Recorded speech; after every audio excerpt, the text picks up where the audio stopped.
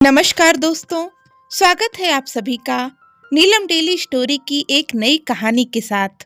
रवि अपनी माँ का इकलौता बेटा है।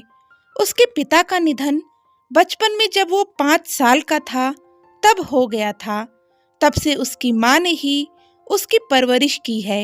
एक ही बेटा है, बड़े लाड प्यार से माँ ने पाला है।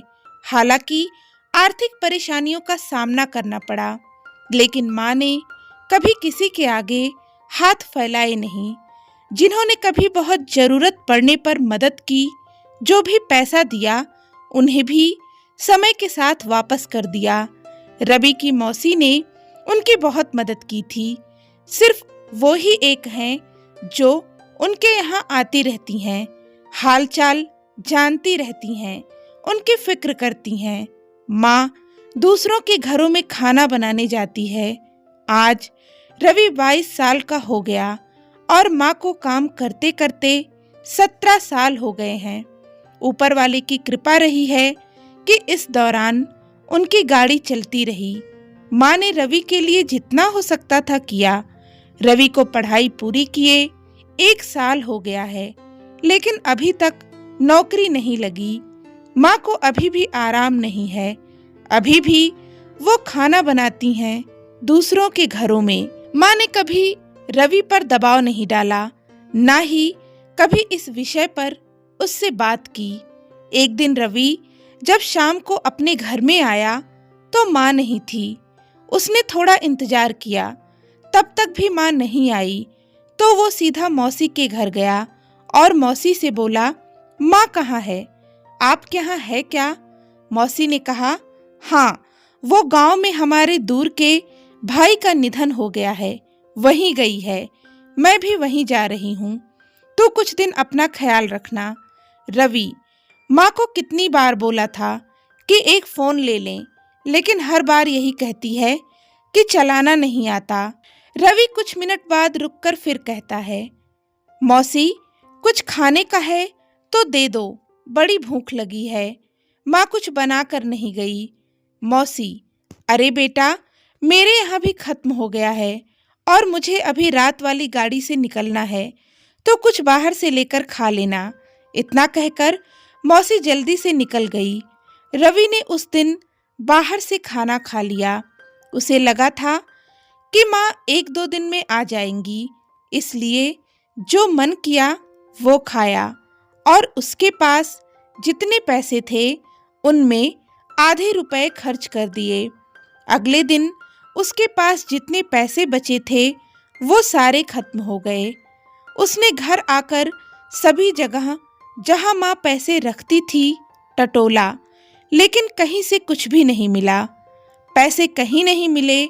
रात होते होते भूख लगने लगी तो उसने कुछ बनाने के लिए डिब्बों में हाथ डाला तो किसी में कुछ भी नहीं था, ना चावल, ना दाल, ना ही दूसरा सामान। उसने यह पहली ही बार था जब राशन के डिब्बे खोले होंगे। कुछ नहीं मिलने पर वह दोस्त के यहाँ जाकर कुछ खा कर आ गया, लेकिन उसे पता था कि पैसे चाहिए, क्योंकि रोज उसे कोई खिला नहीं सकता। उसने मौसी को फोन किया, मौसी कहाँ हैं आप और माँ कहाँ है? जरा बात करवा दो। मैं अभी जरा दूसरे गांव कुछ काम से आई हूँ बेटा। माँ तो वहीं है, थोड़ा समय लग जाएगा मुझे जाने में। रवि ने फिर कहा, मौसी आप लोग कब तक आएंगे? 4 दिन हो गए, अभी तक माँ से बात भी नहीं हुई। मौसी, हाँ, बस 1-2 दिन की बात है, आ जाएंगे। रवि के दोस्त भी रवि की तरह थे। उसने बिना पैसे के कभी किसी दोस्त के घर खाना खा लिया तो कभी किसी के, लेकिन अब करीब 8 दिन हो गए। अब वो कहीं जा नहीं सकता था। रवि ने फिर फोन किया मौसी को, मौसी आप फोन उठाती नहीं हैं, कहाँ हैं आप लोग? मुझे बताएं, मैं आ जाता हूँ। माँ ने भी कभी कुछ नहीं बताया। ऐसा भी कोई रिश्तेदार है किसी गांव में? मौसी ने कहा, अरे हम लोग आने ही वाले थे, लेकिन अभी यहाँ कोई नहीं है, हमें थोड़ा समय लगेगा। कुछ परेशानी हो गई है? रवि, क्या परेशानी? माँ तो ठीक है ना? मौसी, हाँ, माँ ठीक है। रवि, तो आप मेरी बात क्यों नहीं कराते? मौसी, करवाती हूँ। अब मैं पक्का करवाती हूँ समय मिलने पर। रवि, मौसी मेरे पास खाने का कुछ बचा नहीं है, पैसे भी नहीं हैं। कल शाम से कुछ नहीं खाया। आप थोड़े पैसे किसी को देने को कहो। मौसी, अच्छा तो एक काम कर, फोन में कैटरिंग वाले भैया का नंबर है, उनसे बात कर ले, माँ का नाम ले लेना। रवि ने फोन रखते ही कैटरिंग वाले भैया को फोन किया। उन्होंने कहा कि उनसे आकर मिले। रवि बुलाई गई जगह पर गया। वहां जाकर देखा तो छोटे ट्रक में सामान लोड हो रहा था। रवि ने जाकर कैटरिंग वाले भैया से बात की। वो मैंने फोन किया था आपको पैसे के लिए। भैया, पैसे मिलेंगे तुमको। क्या आता है? खाना बनाना आता है? रवि, नहीं, मैं काम के लिए नहीं, उधार लेने आया हूँ। माँ को जानते होंगे आप, वापस लौटा देंगी। भैया, अरे उधार नहीं मिलता, अभी जाओ, मुझे काम पर जाना है, जल्दी है। रवि को लगा कि आज भी उसे भूखा सोना पड़ेगा। उसने सोचा काम पर जाता हूँ, वहाँ खाना भी मिलेगा और पैसा भी। रवि, अच्छा ठीक है, मैं काम करूँगा। भैया, ठीक है, एक दिन का 350 दूंगा। तुम्हें खाना बनाना तो आता नहीं, यह बर्तन लोड करो और वहाँ धोने और इनको बराबर लाने का काम तुम्हारा, ठीक है? समझ गए? एक भी कम हुआ तो पैसे नहीं मिलेंगे, जो गुम हुआ वो देना पड़ेगा। रवि ने हाँ किया और सामान गाड़ी में लोड करने लगा। शादी के जगह पहुंचकर उसने सारे बड़े छोटे बर्तन मांजे। अभी खाना तैयार नहीं हुआ था। वो भूखा था लेकिन काम करता रहा। वहां उसने काम करते सभी लोगों को देखा, महिलाओं को देखा। उसे लगा कि वो अकेला नहीं है। जैसे उन्हें देखकर उसने कुछ सीखा। शाम हो गई, खाना तैयार होते होते। उसके बाद भी खाना पहले मेहमानों को खाने को था। करीब रात 10 बजे उसने अपने लिए खाना निकाला। थाली भरी देखी तो उसके आंखों से आंसू आ गए। पहला निवाला मुंह में लिया, एक अजीब सी शांति उसके अंदर आई। जो भूख की आग थी धीरे धीरे शांत होने लगी। बर्तन लोड करके अपनी जगह वापस आ गए। रवि को 350 रुपए मिले। इन पैसों को लेकर वो घर गया। उस रात बिस्तर पर गिरते ही सो गया।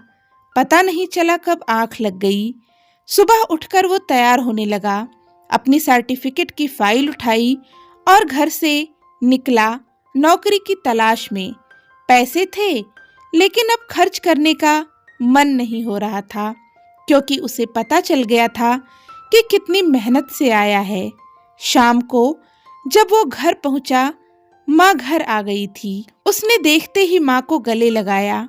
माँ भी रोने लगी। कभी इतने दिनों तक दूर जो न रही थी। कैसा है? कहाँ गया था? खाना खाया कि नहीं? रवि, ठीक हूँ। तुम्हारे लिए एक खुशखबरी है, मुझे एक छोटी नौकरी मिल गई। यह सुनकर माँ बहुत खुश हुई। मौसी आई तो माँ ने उसे देखते ही कहा, देख, तूने बेवजह ही नाटक करके इसे परेशान किया। देख, मैं ना कहती थी मेरा बेटा सब कर लेगा। देख, काम ढूंढ लिया। रवि सब समझ गया कि मौसी ने यह सब उसकी आंखें खोलने के लिए किया था, उसे यह बताने के लिए कि उसकी माँ ने कितनी मेहनत की, उसे पढ़ाया ताकि वो यह सब ना देखे। कभी उसे भूख क्या होती है यह भी पता नहीं चलने दिया। उसने जाकर मौसी के पैर पड़े। बस मुझे फिक्र थी, पर अब तेरी आंखों में यह आंसू देखकर मुझे संतोष मिला। तेरी माँ जहाँ काम करती थी वो भी काम छूट गया था। परेशान थी, तुझे बताया नहीं। इतने सालों से कभी पैसे नहीं मांगे, लेकिन मांगने आई तो मुझे लगा कि यह सब करना जरूरी है। रवि अब काम करने लगा। वह धीरे धीरे आगे भी बढ़ रहा है। माँ को उसने काम करने से बिल्कुल मना कर दिया। मौसी के छोटे से नाटक से जिंदगी की उसे एक बड़ी सीख मिली। दोस्तों, आपको यह कहानी कैसी लगी, हमें कमेंट करके जरूर बताएं। यहाँ उपस्थित शिक्षाप्रद कहानियाँ आपका मनोरंजन करने के साथ दिशा भी देंगी। तो बने रहिए हमारे साथ और लाइक शेयर करके हमारे प्रयास को सफल बनाएं। धन्यवाद।